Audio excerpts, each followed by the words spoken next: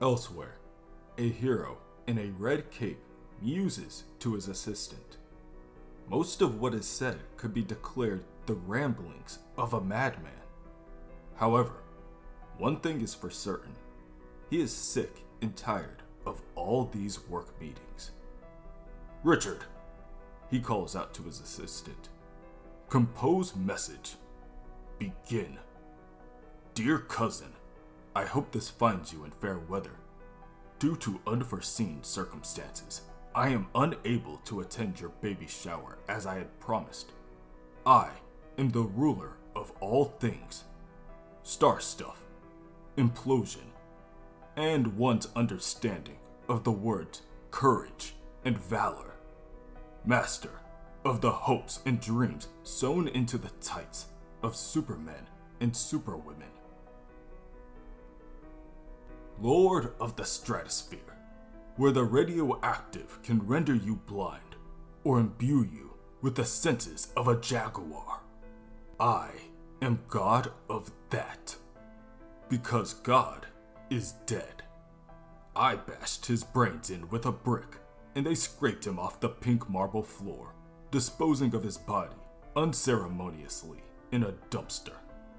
Please, send my love to your mother and husband. I am regretfully sorry to disappoint you, but that is who I am. The disappointment! Strangle yourselves on shock pink rosaries as you drown in awe. Dangle your hearts above the whirling blades of mundanity. No hope, no home. You will piss, you will scream, and I will remain. Always yours. End message. Status report. The disappointment looks down at his assistant, Richard. The mod in question is still giving us some trouble, Richard answers. We ran a stress test and they shrugged it off like a bee sting, as expected. They are highly resistant to Metacon. Retcon is worried that the mod could have an interaction that might destabilize things, interrupting our broadcast to the Eonymous. Bring it on. And the search for my bride continues to prove difficult. Being that she has never fully existed, we are looking into other avenues, going in deep. The disappointment walks over to the counter and picks up an issue of his comic. Cancelled, he huffs. They thought it would stop me. But I will have my wedding. I will have my day of resolution. And then I will pull the plug on this son of a bitch. In the apartment of Casey Brink and Terry Nunn, Casey attempts to eat more of the special shit straight out of the box. That's when Terry walks into the room. "Hey," Terry says softly. "Looks like you're all moved out." "Yeah." The rest of the team grabbed most of my stuff and loaded it into the ambulance. Casey apologizes for such short notice. On the bright side, she's leaving the TV and most of the furniture. As long as whoever is moving in doesn't mind a giant hole in the wall, Terry should have no problem finding a roommate. Then, Casey hands Terry a note to pass on to Lucius, if he ever decides to stop by. "No problem," Terry tells her. "I guess this is goodbye for now. Maybe we can meet up and..." Casey does the unexpected.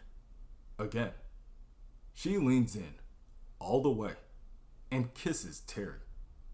At first, Terry is taken aback, but eventually, she returns the favor.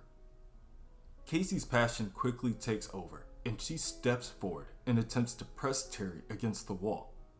Instead, they both run into the covered hole and topple out of the building. The two plummet to the ground for a short while before Casey's suit built-in parachute activates and provides them both the ability to gently coast through the air. And as they do, the world around them begins to transform. Lucius is now on an open road in the middle of nowhere. "Where am I?" he asks. "Well, my friend, it ain't Albuquerque. Who are you, and what do you want with me?" "I've been a lot of things," the strange man answers. "Villain, legend, presidential candidate, somebody, anybody." But none of them stuck. Now, I'm back to nobody. Mr. Nobody.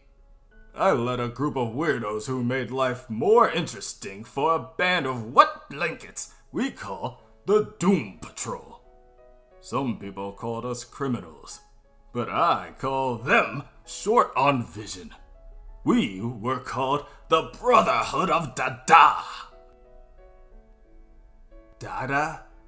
Lucius asks. Like the upside-down urinals. Mr. Nobody leans forward. "Dada Schmada, my dear boy. That's old news.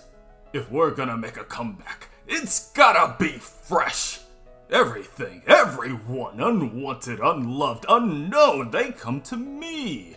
Which is why you're here. We're going to zero out all of existence, reboot, remake, remodel, regurgitate, and behold." A car pulls up, filled with a cast of strange characters. "The Brotherhood of Nada! Some brand new friends I picked up who have nothing in common. Daisy Langdon, a promising young scientist who had the misfortune of botching an experiment with radioactive cement. The accident rendered her cold and inhuman. The only thing that keeps her alive is feeding on the pain and misfortune of others, which she'll gladly bring about with her monstrous strength. She's known as the brutalist. No feeling. Hector Alvarez was just a mild-mannered boy who loved building sandcastles at the beach, when one day he found a metal detector of alien origin. Now, he uncovers adventure, loose change, and anything else.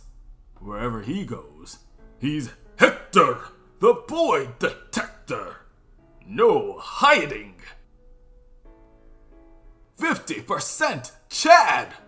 The mysterious pair of oversized legs, feet, bits, and tush. Nobody knows where they come from. Did they belong to someone else? Someone large? Is there more Chad? The whiff of failure, the clammy skin, the mere sight of these ham hocks, and the breath of his cloud of desperation will make anyone quit. No pants! Alice DeBreeze. The Breeze. Even from a young age, Alice was an ace at everything. Whiz kid, track star, darts champ. Alice was so good at everything that people just got bored of her. She never had it hard, and there's nothing that don't come easy. No problem.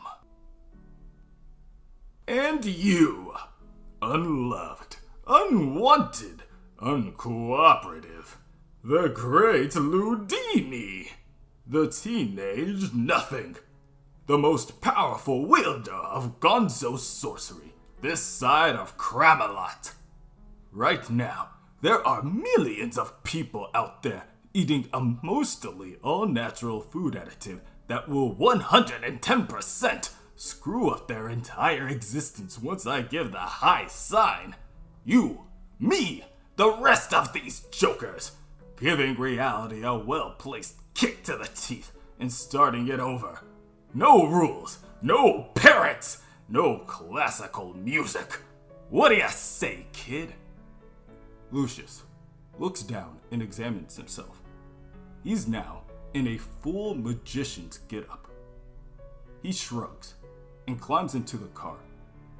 Sure, why not? I don't have any better offers. Mr. Nobody laughs as the car then races into the distance.